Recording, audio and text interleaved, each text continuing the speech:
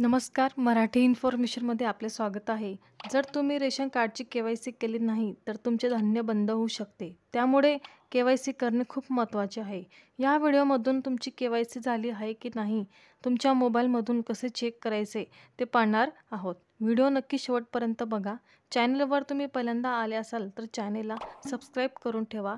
असेच महत्त्वाचे व्हिडिओ तुम्हाला मिळत राहतात. सर्वात प्रथम तुमच्या प्ले स्टोअरमधून मेरा के-वाय-सी हे ॲप डाउनलोड करायचं आहे. याची लिंक तुम्हाला खाली डिस्क्रिप्शनमध्ये दिलेली आहे. मेरा ई-के-वाय-सी हे ॲप तुम्हाला ओपन करून घ्यायचं आहे.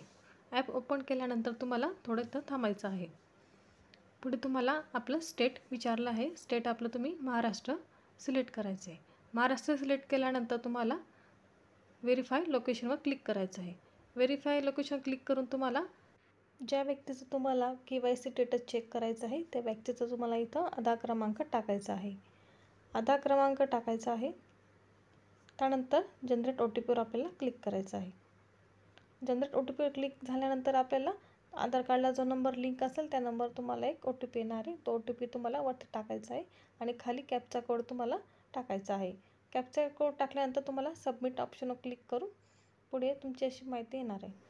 ज्या व्यक्तीचा तुम्ही आधार क्रमांक टाकला आहे त्या व्यक्तीची सर्व माहिती इथं दाखवत आहे. वरती नाव, खाली आधार क्रमांक आणि ई-के-वाय-सी स्टेटस वाय दाखवत आहे.